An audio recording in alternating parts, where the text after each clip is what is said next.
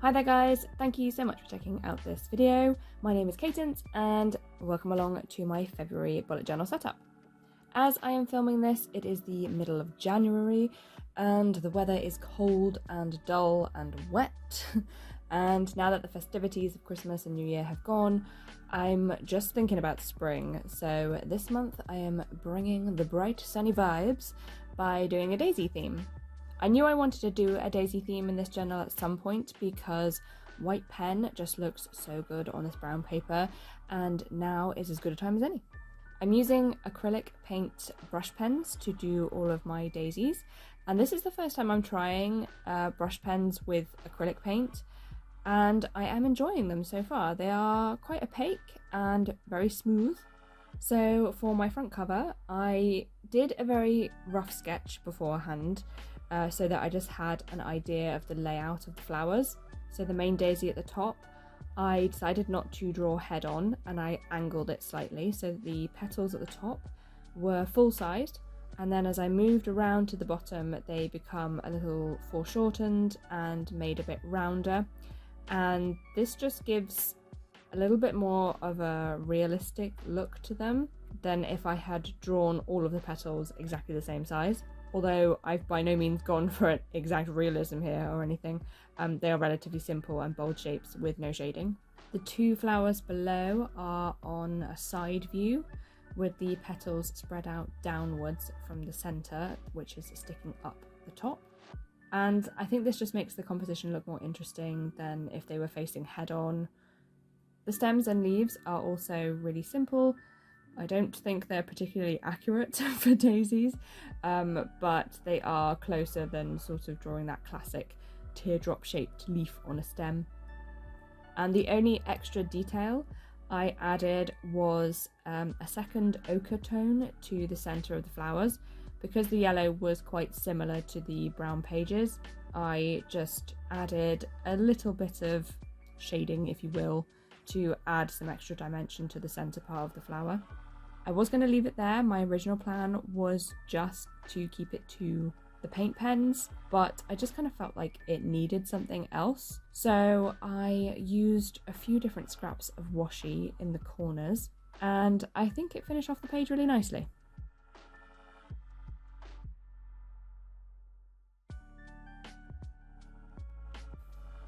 My next page was the calendar page.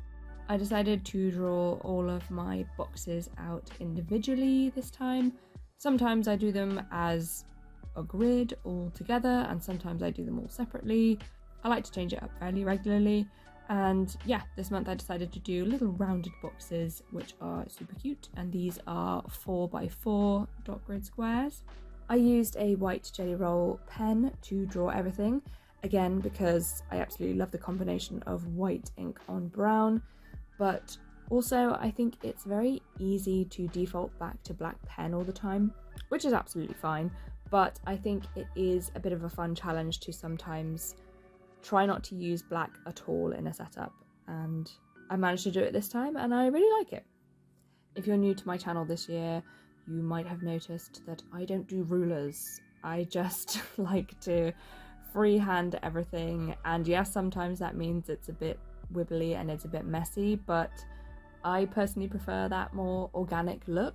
I think there are times if you have a specific design that requires super straight lines that can look really good, and I will use a ruler if any of my designs ever called for that, but generally speaking I prefer just to be more free-flowing. For the title I decided to use my stamps, which I haven't used in a little while, so it's fun to get them back out again, and instead of using black ink, which I often do, I already had a brown ink pad left out from my January setup, if you saw that one. I think the brown really complements the vibe of this setup, and it's better than a harsh black ink. Along the bottom of the page, I had left quite a large gap because I had this idea of doing a whole row of daisies in the grass. So I started with the green pen, just kind of doing a row of grass all the way along. I made some thick and some thin, and some of them longer to act as the stem for the daisies. And then I just added several daisy heads along, some of them again facing head on, some of them sideways, just to add a bit more interest. and did the centers in the same way, but obviously just a lot smaller. I did find that these brush pens had very squishy nibs, so it was quite hard to scale down the daisies and keep them neat. So they are a little bit on the scrawly side, but I think that's fine. It kind of fits with the theme anyway. I think it's all good. I'm not absolutely in love with how the daisies on this page turned out. They aren't bad as such, but I just don't like them as much as some of the other pages I have coming up, which you will see in a minute. To the space on the right side of the page, I decided to make that little area for memories, and I drew the border and kind of left the bottom open so that the daisies are kind of going up into that section. I stamped my title, and then in the space that was left I added another little bit of washi tape.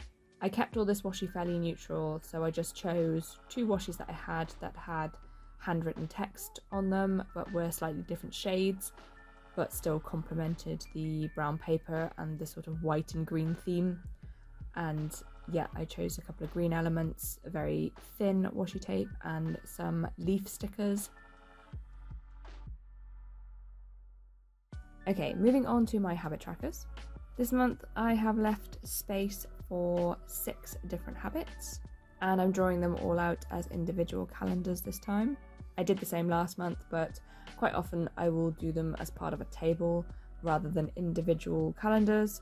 It kind of just cuts down on the amount of times that you have to write out all of the numbers, but sometimes I just prefer how the individual calendars look.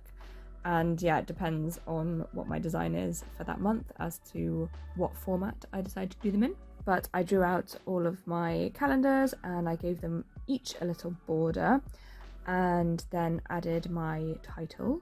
And this is the bit that I was saying from the last page that I really love, and I kind of wish I had thought of it sooner and done this decoration on the previous page as well. But I decided to do tiny little daisy motifs in the corners. So I kind of did a central daisy and then one either side going around the corner, and then adding little leaves in all the gaps and then onto the ends, and then did that in the opposite corners. At the very bottom of the page I did just one daisy with 2 leaves either side rather than doing corners again, just to mix it up and change it a little bit. I thought the page might get a bit too busy if I did every single corner, and then I linked all of those with one single white border all the way around, and I am absolutely loving how this turned out. I think it looks awesome. I can't really put my finger on what exactly it is I like about it so much, but I absolutely love it.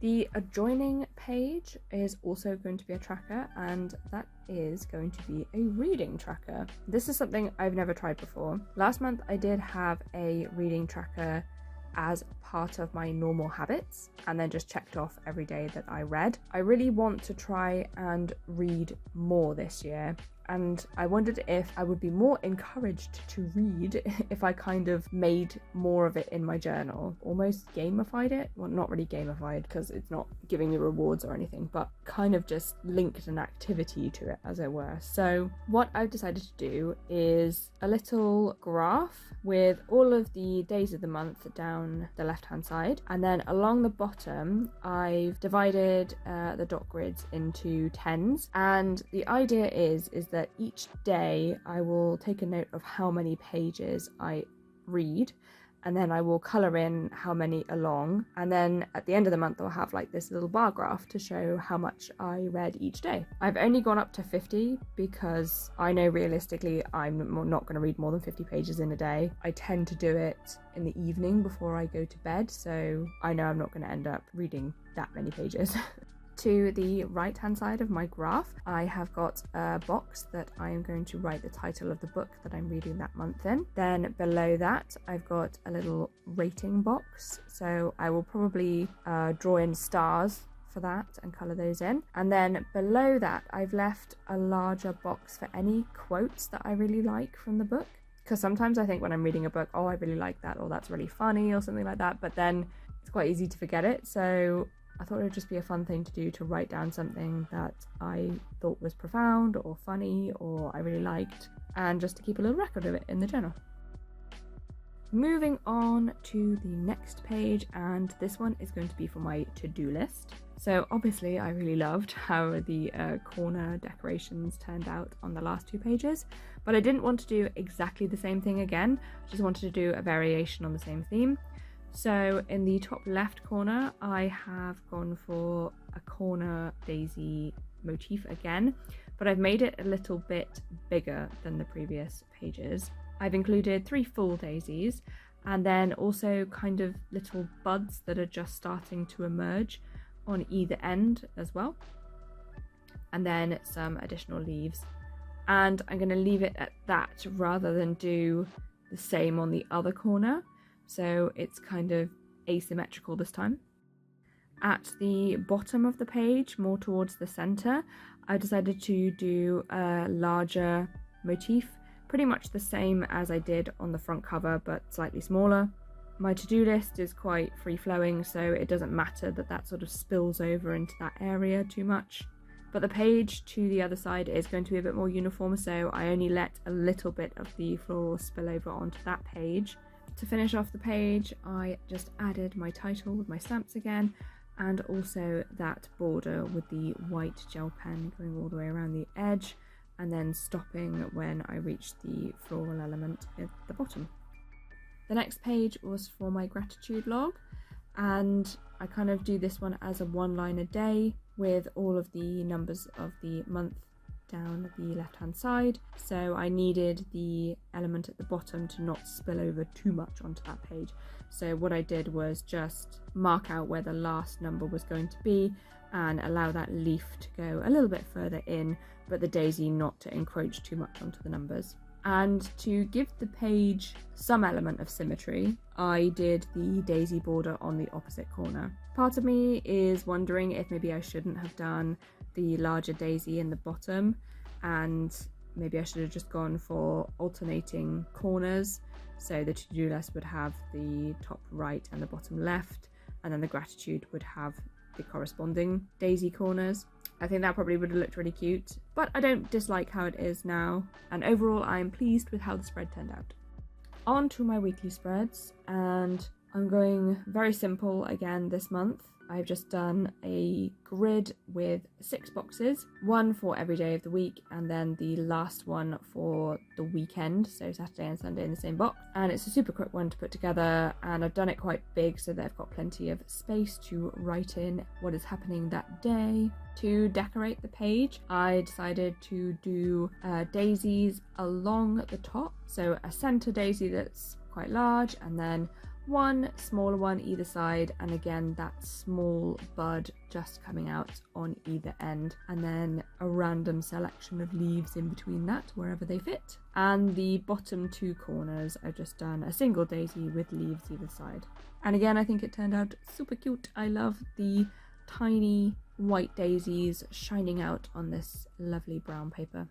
On the opposite side, I've decided to make this into a little tasks tab. I did this setup a couple of years ago now, I think, and I haven't used it again since, but I do quite like it. So I start off at the top with another miniature calendar, and I put a box around the week that we are on just to give a visual of how the dates fall in the month. Underneath that, I add a little box just for any tasks that I need to get done that week. And underneath my task box, I have just done another little daisy doodle, larger than the little mini ones around the edges, but smaller than the front cover. And after that is finished, I then trim off the rest of that paper and use a punch just to round off the corners and make them nice and neat. The bit that gets chopped off will never get wasted. It will always be used in a craft projects or in future journals. I save all of the bits that I chop off, and sometimes I use them for pen tests just to make sure that pens are going to come out exactly how I envisage them. Or sometimes I will use them to cover up mistakes on pages that I do, just cut out a little bit and stick over the top of an error. And sometimes I will just use them as extra bits of paper as part of collages. So yeah, anytime I do waterfall pages or cut anything out of a journal, it never gets wasted. And that is February setup complete. I am very pleased with how it turned out. I have wanted to do a white daisy on brown paper for a really long time. I'm really glad that I finally got around to this theme. I hope you enjoyed watching it as much as I enjoyed making it, and maybe it's given you a bit of inspiration for your own journal. Feel free to leave a like or a comment, and consider subscribing to my channel if you want to see more arts and crafts and bullet journals. Thank you so much for watching. Bye!